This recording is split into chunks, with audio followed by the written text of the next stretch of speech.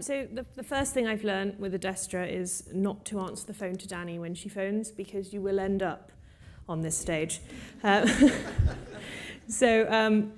we're going to talk about the lifecycle automation and optimization, and it just drives our whole multi-channel approach at Ardington. So I look after 3 brands at Ardington, and I will apologise, the next slide does have some Christmas-based images on it. So we have 3 brands. We have Pia Jewellery, we have Culture Vulture Direct, and we have Museum Selection.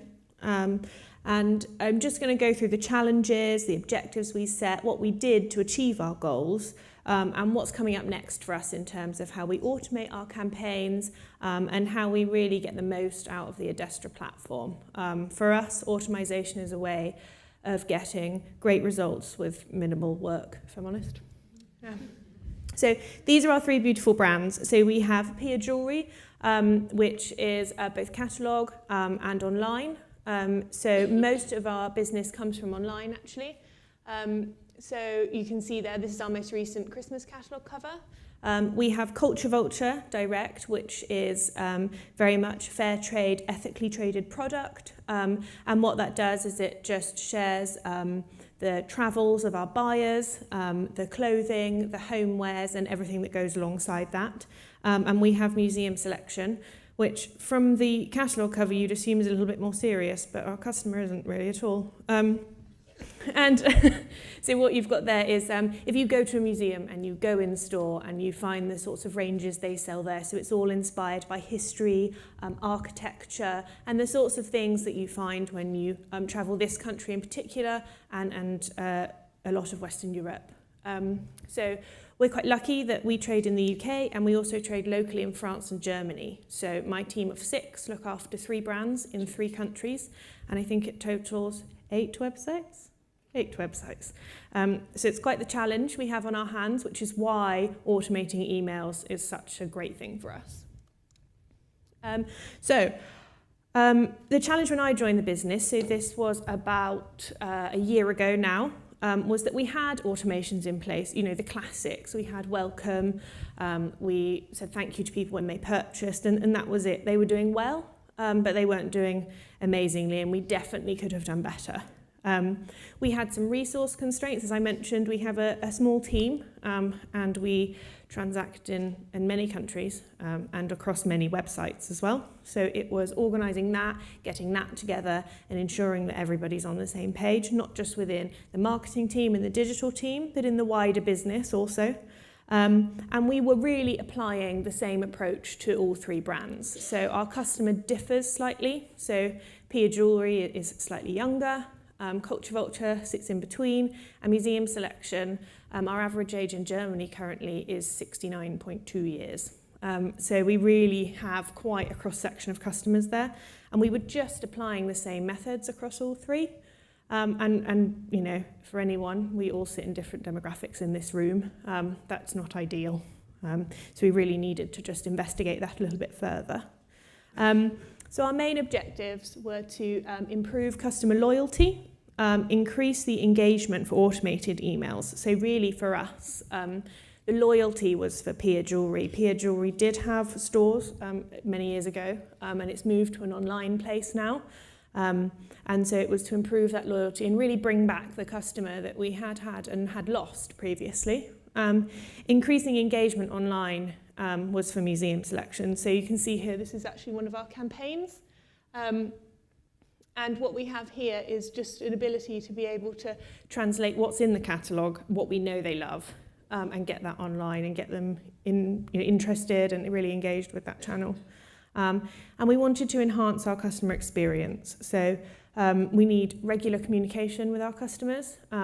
They start at 45 years of age. So for us, it's quite a distrusting segment in general. Obviously, there are pockets of that segment that are perfectly happy with the online world. We needed to build some trust there, and we needed to recognise and reward customers who were only shopping online with us or who had purchased many times with us. I think Danny's slide she had before with the 0 to 2 years and frequency of purchase and how active the customers were. That was something we really needed to take on board and look to reward the customers at the active end and engage the customers at the inactive end. So this is our customer journey. It looks quite basic when you lay it all out on one slide like this is all we do with our day.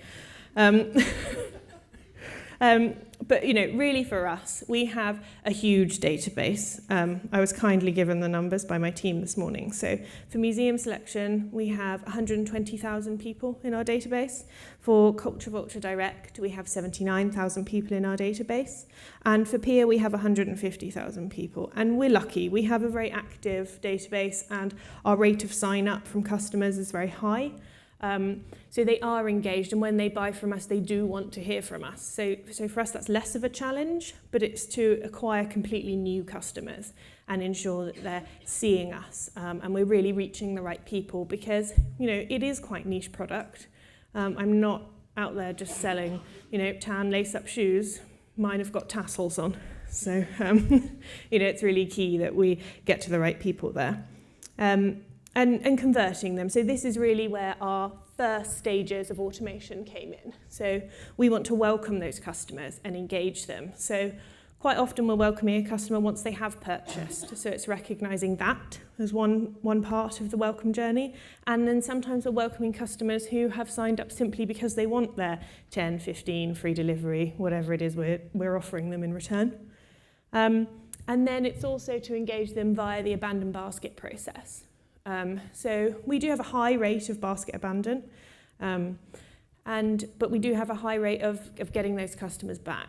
So we use a couple of different methods to do that, and that's to offer them just some encouragement and some help with their purchase. So one very effective automation we introduced was just to say to the customer, hey, are you having trouble transacting? Why don't you phone us? Why don't you email us? Why don't you request for us to call you? And that really helped to build on that trust I mentioned before. And it also really, really helped us with bringing just a human face to the business. I think when you become anonymous behind a screen, that can be slightly damaging. We just wanted people to see us and enjoy us and help them the best we could to complete their transaction and take their money, really, at the end of the day. And then we have our price drop emails. So as every retailer, we go in and out of sale, which is always trade dependent. And what else we do is we also have flash sales, offers, things that just ebb and flow throughout the year, depending on what we're doing, depending on what other people are doing, because we have nice full inboxes telling us that. And also depending on what's happening sort of socially, economically, and what's happening in that direction, especially in Germany and France, which is where we also have big business. So those price drop emails really helped us to get people over the line. So often they were people who maybe just thought the product was just too much. So putting it into sale is a way of us not having to say sale started. It's a way for each individual customer receiving an email when the price changes. And back in stock, a classic one. We have 2 ways of doing that for our automation.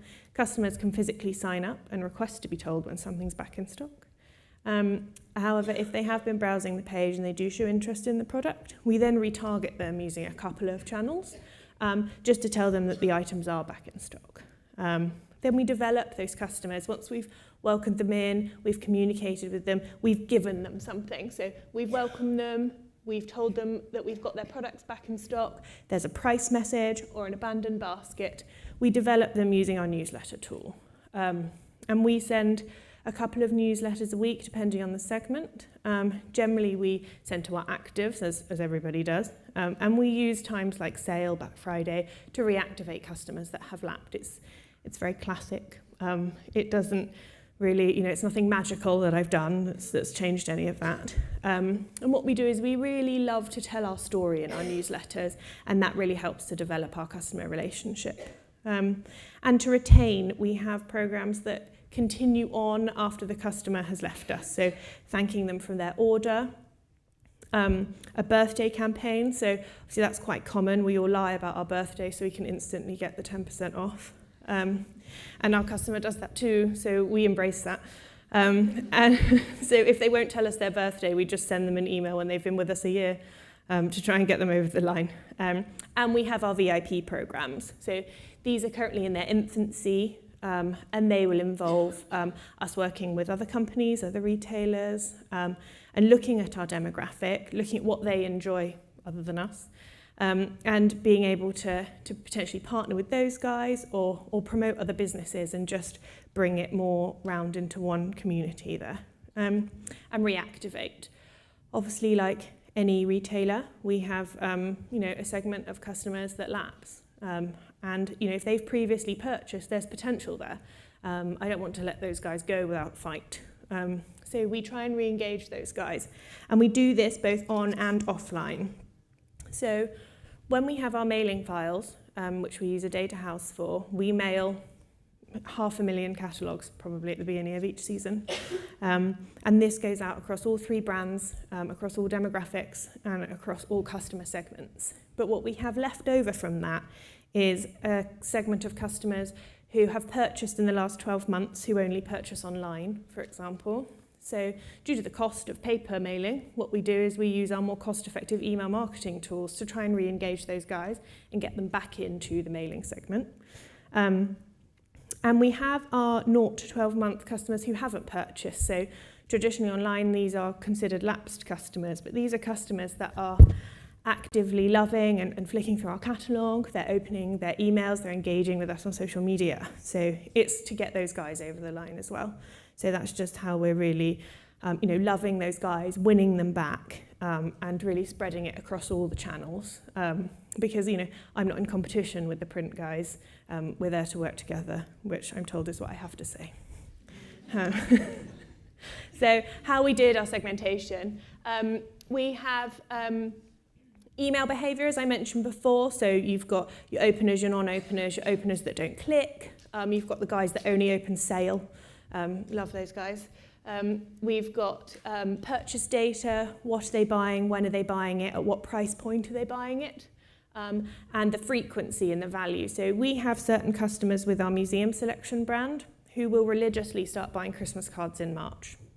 And they buy 40 packs of Christmas. I don't know who they're sending them to. They're buying 40 packs of Christmas cards in March. But what they are is they're very frequent buyers that don't spend very much, but their total lifetime value is huge. So we don't want to shy away from those customers just because they're not meeting that classic AOV we're expecting them to meet. And then we use our cross-channel data. We're lucky. We work with a great data house, and all of our data is there to be shared. We have an analyst that helps us out a huge amount. And we're really able to delve into those files. I'm in a very lucky position to just be able to think up a query in my head and ask if that's possible to be done via the system. Not always. I get ignored sometimes. But we do use our cross-channel data really to power email. The Adestra channel is there, and it holds a lot of information. So we try and feed as much of that information through as we possibly can. So we have our classics, active, inactive, super inactive, and then we have our gender segmenting. And that's especially good for gifting. Pia is a jewellery brand. So we have probably 3 times a year, Mother's Day, Valentine's Day, Christmas, and all of a sudden this quiet, sleepy male segment comes to life and is buying frantically 2 days before the delivery cut-off. So we always offer them a free upgrade to next day. So this is our birthday program, and this is where we used gender to really segment it. It's very simple. It's not anything magic or particularly sophisticated, but it works, and that's why we went with it. So do we have the date of their birthday, or are we going to just send it to them when they've been with us for a year? And then what we do is we separate them. So we had the female segment, which is, believe me, this felt mouse was a bestseller. All it does is go on your desk. And then above we had wine glasses, which we tested, and it was more appropriate for the male segment, so I'm drawing no conclusions from that. And then we just add a contact loop in from that. So we send a short follow-up after, reminding them to use their discount, and just sort of re-welcoming them back to the brand if they haven't shopped with us for a while. So program testing, as I mentioned at the beginning, we were doing quite basic, not particularly exciting things, and they were working, but they weren't working well. So what we did for each brand is, I think what was quite common for the retail group I work for, is that we treated all 3 brands quite similarly on the digital platform, and very separately in every other channel. So what my task was to really separate them into silos, identify who on my team had an affinity with which brand, whether we wanted to work with certain buyers or certain merchandisers to really help grow that relationship. So we reviewed the journey the customer takes. We reviewed the content and reviewed the language. For example, on museum selection, they like a very traditional English, and that is reflected in our German and French sites as well. So it's very traditional. There's no localisms. I can't say lol. I shouldn't say that anyway. And we really just applied that to the email channel. There was nothing more exciting than that. And for Peer, we can be much more personal, a little bit tongue-in-cheek. We're allowed to sort of say, you know, to the male segment, you've got 24 hours, buy it now or never. And then we looked at the on and offline customer journey together. Our offline customers, they can call up, they speak to an individual who speaks their language, who's based in their country, and they are able to have a conversation with them, and they are able to place their order. I mean, saying your card details over the phone is alien for me, but they do that too. Some even send checks. And then we really needed to replicate that. So again, it was just becoming human, becoming personal, and ensuring that our online journey reflected that very personal and friendly offline journey that they were having. And adjusting timescales. I mean, this just seemed so simple. But what we did is we were saying, okay, how long should we wait till we send this email? We were just waiting a standard, 10 days. But actually for Pia Jewel, we were able to send that email straight away. For Culture Vulture, those emails are living for ages. We could send that 30 days in the future and they're still going to respond. So it was really making sure that we had looked at those timescales and adjusted them to suit the individual. So for me, I guess that's personalizing to the brand. But actually what we did is we were personalizing to the individual as well. Because have they opened the first email, they then get a slightly more refined journey when they get their second email. And we always instigate a seasonal refresh. So we work in home, there's clothing, there's jewellery on there. So each season we have a different look, a different feel, a different theme. And our creative team worked tirelessly to create beautiful print campaigns. And online this was very basic. So I think if I go back to birthday, this is actually last season, so I'll probably get shot for that. But this was from our summer campaign. It was bright, it was airy, and it epitomised the brand at the time.